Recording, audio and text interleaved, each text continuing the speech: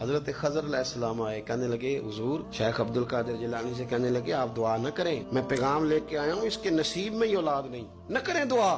نے کر دی پر یہاں تو ہے ہی نہیں. تو یہ لاڈلے ہیں نا رب رسول کے, اللہ رسول کو منا لیتے ہیں.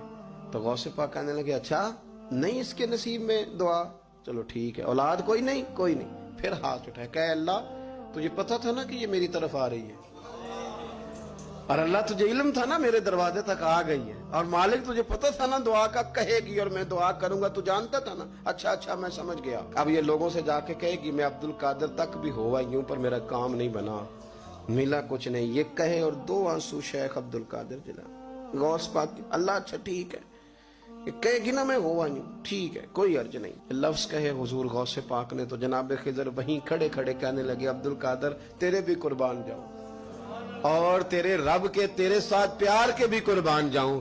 رب فرماتا ہے بولیے کتنے بیٹے چاہیے بی بی کو, آپ کیجئے بات. تو غوث پاک فرمانے لگے چونکہ میرے گھر آئی ہے تو رب سے فرمائے 7 بیٹے تو عطا کر دینا.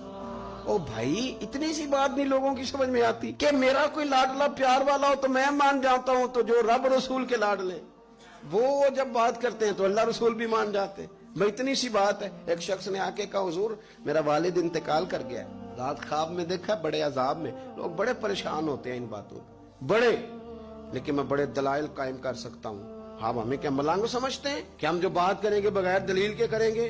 بیٹھ کے لوگ کہانیاں سنا رہے ہیں کہ جناب غوث پاک ایسے کر سکتے تھے, یہ کیسے ہو سکتا ہے. تو جو کہانی تم سنا رہی ہے تو کافر بھی سنا رہا ہے. وہ کہتا ہے اگر تمہارا رب سارا کچھ کر سکتا ہے معاذ اللہ تو پھر اسے کہو فلانا کام کرے. اس کا کیا جواب ہے تمہارے پاس؟ بڑی بڑی عجیب لوگ کہانیاں کرتے اور شرم نہیں آتی اللہ والوں کے بارے میں اتنی کچی اور غلیظ زبان استعمال کرتے. اور مجھے کہنے والوں پر اتنا شکوہ نہیں جتنا سننے والوں میں شکوہ. ایسے لوگوں کو سنتے ہو جو توہین کرتے ہیں رب کریم کے بندوں کی. سنو حضور غوث پاک سے آ کے کہا حضور میں نے رات خواب میں اپنے والد کو دیکھا عذاب میں بڑی تکلیف میں ہوں, میرے ابا کے لیے دعا کر دیں. تو غوث اعظم فرمانے لگے وہ یہاں کبھی آیا تھا, بیٹھا تھا. حدیث ہے صحیح بخاری میں صحیح مسلم میں کہ ذکر والوں کی مجلس میں بیٹھنے والا بدبخت نہیں رہتا, اللہ اسے سعید بخت کر دیا کرتا ہے. یہ حدیث ہے بخاری مسلم میں حدیث.